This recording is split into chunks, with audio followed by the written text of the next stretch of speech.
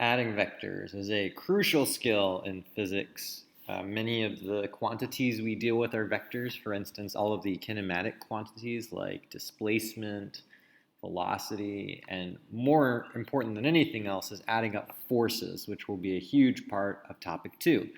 So we want to make sure we're comfortable with the math of adding up forces and vectors in general. So you can see all the steps here, but I'm just going to go through the whole process step by step with an example. So for instance, let's say we'd like to add these two vectors here.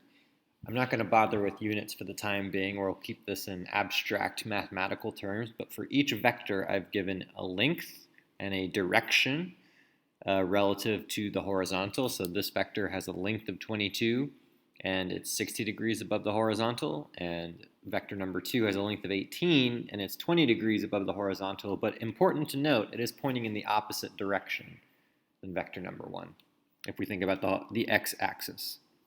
So what's the first step to adding these up? We need to break vectors into components, meaning we need to take a diagonal line and break it up into a piece representing the y-axis and another piece representing the x-axis. And I've gone through this step by step for vector number 1 here. But it really all comes down to triangles and trigonometry. So if you remember SOHCAHTOA, you'll remember that for any triangle, we've got an angle, we've got a hypotenuse, and then we have two legs. And even though this y vector component is drawn over here, you could imagine moving it to the right-hand side, and then this drawing would look just like a right triangle. So if I want to find the length of the x component, for instance, that's going to be based on cosine because it's adjacent to the angle, and cosine is adjacent over hypotenuse. So in this particular case, the cosine of this angle would be equal to the x component divided by the hypotenuse, which is the overall vector. I can rearrange that, bring the vector over to the other side of the equation, and what I'll end up with is the x component is equal to the overall vector multiplied by the cosine of the angle here. And if you plug in these particular numbers, 22 and cosine of 60 degrees, you'll see that the x component here is 11. And you can go through the same rationale for y. Y is based on sine, which means it's going to be this piece over here for this particular example. So the sine of this angle is going to be equal to the y component divided by the hypotenuse, and I rearrange my equation to look like this. So I can solve for the y component, and all I need to do is multiply the overall vector by the sine of 60 degrees, and I find that it's 19. And just as a sort of shortcut for you, you should know that anytime you're breaking up vectors, one piece is going to be the original vector multiplied by sine, and the other piece is going to be the original vector multiplied by cosine.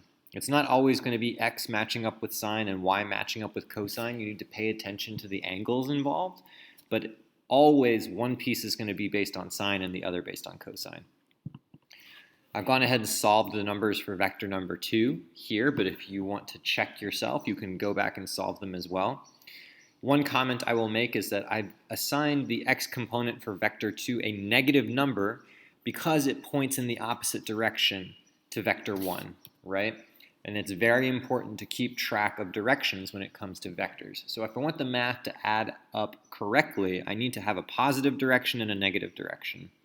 For the purposes of this example, I've said that going to the right is positive and going to the left is negative. So now that I have my components, what do I do next? I need to add them up.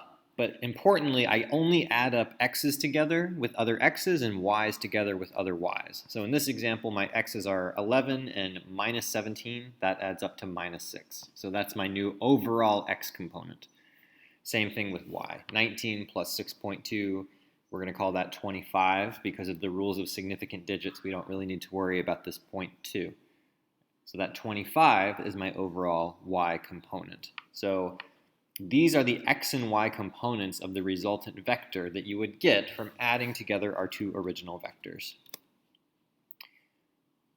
But we need to combine those components into a overall magnitude and an overall direction.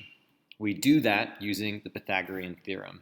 So once again, we think of the components as the legs of a right triangle, and we plug those numbers into the Pythagorean theorem. So instead of, a squared equals b squared plus c squared, my b squared and my c squared are going to be my new x component and my new y component. And my hypotenuse, which I'm solving for, is going to be the new overall vector.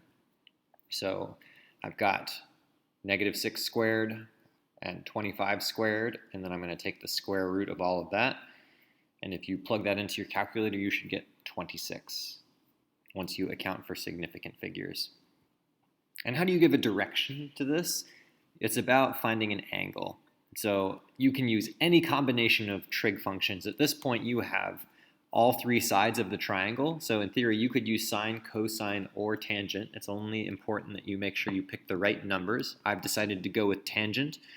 If you remember SOHCAHTOA, tangent is going to be opposite over adjacent. In this case, opposite is the y component, and adjacent is the x component. So I've got 25 divided by 6. I take the inverse tangent of that, and my calculator will tell me that's equal to 77 degrees. So this works for 2 vectors, but it also works for any number of vectors. You can add up 3, 5, 10 vectors. It doesn't matter how many, as long as you are careful about putting together the x components and putting together the y components of those vectors, adding them up separately, and then putting them back together.